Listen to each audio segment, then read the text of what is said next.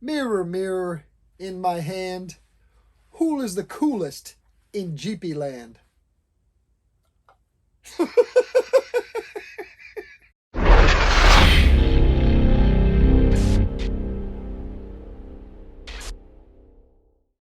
Welcome back to Team G503. I am Scott Schiller, not the coolest in Jeepy land, but I guess you could probably figure out what this video is about. We're going to be installing the Joe's Motor Pool short arm mirror on the 1943 Willys MB.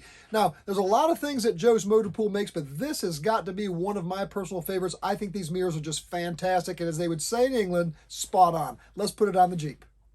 I've taken a majority of the mirror apart here because I want to show you the individual pieces and how it's assembled. I painted this with 33070 Ron Fitzpatrick Jeep Parts paint to match my Jeep here. And here you've got the arm and we've got the little collar there with the set screw, and I'll turn this over. I simply taped it off with blue tape when I scuffed it and painted it. They do come painted from Joe's Motor Pool, but it wasn't the color that matched my Jeep. Here's the two brackets, and you see that they're well made, very well machined, very solid, heavy pieces. We've got our 4 fibrated washers that I'll show you where those go in a few seconds here in the video. And then we've got these 4 internal star washers, and we'll put those on in a second also. We've also got these 2 threaded rods here. All this is going to make sense. There's quite a little bunch of pieces that goes in this mirror, but when it assembles all, it's going to be working well and functional. And you've got this little bracket here, this is part of the lower bracket, and then we've got 4 acorn style nuts. Now the fasteners that actually hold the mirror and the bracket to the side of the Jeep, they come as a kit from Ron Fitzpatrick Jeep Parts. I'll show them to you here. They're a machine screw with a slotted head, a lock washer, and a nut. Again, those come in a kit, and that's going to become important too as I show you later in the video for the location and the diagram that comes with that installation kit. Let's get started with the assembly. First thing I'm going to do is I'm going to take one of those threaded rods that I showed you earlier, and then I'm going to install an acorn nut onto one end of it. For the time being, I'm just going to spin it on hand tight.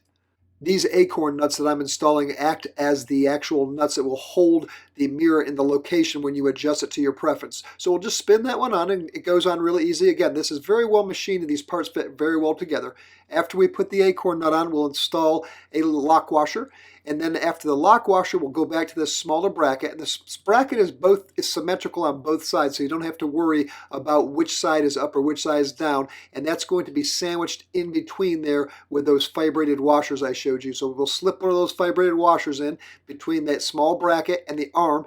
And the difficult part here is to keep those two pieces lined up there as you slide that threaded rod in between. Now, before you get all the way through, like you see I've done there, we'll have to install the second fibrated washer there between that outside of that bracket and the nut. So you want to hold that all together with your hand. This is the most difficult part of the whole assembly, which is really not that hard. And once you get everything lined up, you can just push that threaded rod through there, and we'll give that a little bit more tight, and we'll spin that acorn nut on just a little bit more.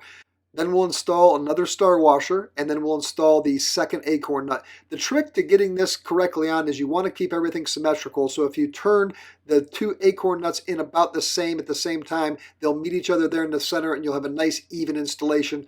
Let's move on to the next pieces now. Here we're going to need 2 of our brackets, and they're going to be assembled through the back side of this radius on that little small bracket. Again, we take one of our threaded rods and we'll just insert it there, and then we'll take a fibrated washer and slip it over the top of that, and then we'll put the other fibrated washer on the opposite side. So you're just keeping symmetrical fasteners on both sides of that rod.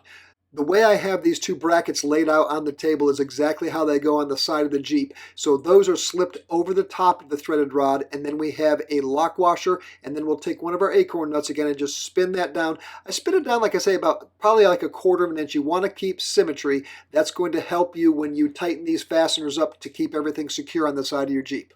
We'll insert the second bracket just the opposite side as we did the other one, and again a lock washer, and then our acorn nut. Quite a lot of little pieces, but when they're all assembled here, makes for a very cool, very unique styled looking rearview mirror. Okay, we're ready to go install it on the Jeep, but before we do, I just want to show you here on the bench here the 2 different pivot points. So you've got your in and out and your up and down, and once you get the mirror to the location that you like, you can use a pair of wrenches to secure it in that position. Okay, here's the paperwork that comes with the installation kit for both the mirror arm and the fire extinguisher hardware kit. And again, it's got the machine screws and the lock washer and the nuts, and you have the exact measured locations of where each hole will be drilled for your mirror and or the fire extinguisher. This hardware kit is used for both of the same size screws. I've got the original holes here in the side of the tub, as you can see, but they matched up exactly with the measurements that I checked on this diagram that I got with the installation kit.